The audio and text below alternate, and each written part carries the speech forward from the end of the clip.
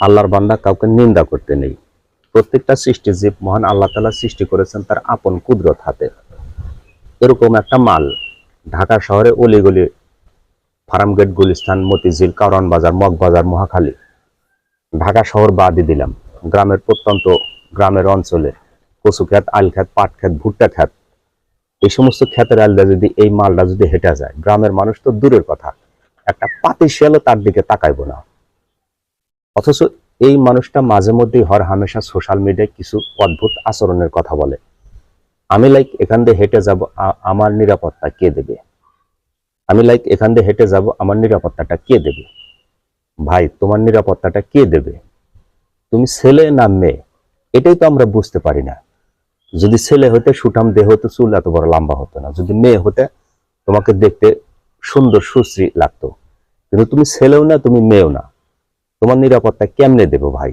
বর্তমানে কার রুচির দুর্ভিক্ষ আসছে যে তোমার মতো মানুষকে তুলে এনে আক্রমণ করবে? মানলাম তুমি দেশের নাম করা একটা বিশ্ববিদ্যালয়ে পড়ালেখা করতেছো, কিন্তু এর মানে এই না যে তুমি পণ্ডিত গুরুম অনেক কিছু হয়ে গেছো।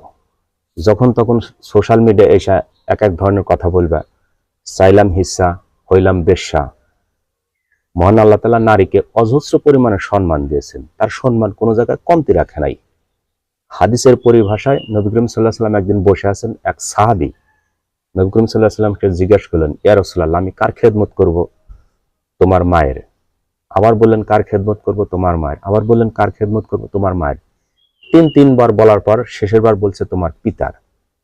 এই কথাটার দ্বারা বোঝা যায়, এই হাদিসের দ্বারা বোঝা যায়, আল্লাহ তাআলা নারীকে অজস্র পরিমাণ সম্মান দিয়েছেন, তার সম্মানের কোনো কমতি রাখে নাই। নতুন করে তোমরা এসে শাহবাগী মোড়ে নারী আন্দোলনে, নারীর অধিকার, নারী হিস্সা আদায়ের জন্য নেমে আসছো। চাইলাম হিস্সা, হইলাম বেশ্যা। তোমাদের পোশাক আশাক দেখে তো মনে হয় তোমরা অরিজিনালি ট্রেড লাইসেন্স মার্কা বেশ্যা। যদি বেশ্যাই না হইতা তাহলে তোমাদের কাপড় নাভির নিচে আসতো না, আর একটুখানি নিচে আসলে তো নিচের বুড়িগঙ্গার সেই ক্যানেলটা বেড়া পড়তো। আর অথচ তোমরা বলতেছো, আমি লাইক এখান থেকে হেঁটে যাব, আমার নিরাপত্তা কে দেবে? তোমাদের যে রুচি, যে রুচির দুর্ভিক্ষ, তোমাদের মতো মানুষকে কেউ আক্রমণ করবে না।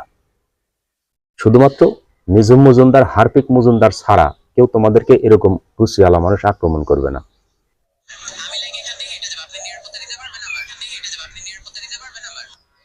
আমি লাইক এখান থেকে হেঁটে যাব, আপনি আমার নিরাপত্তা দিতে পারবেন, এরকম একটা মালের দিকে কার রুচির দুর্ভিক্ষ আসছে যে এই মালের দিকে আক্রমণ করবে?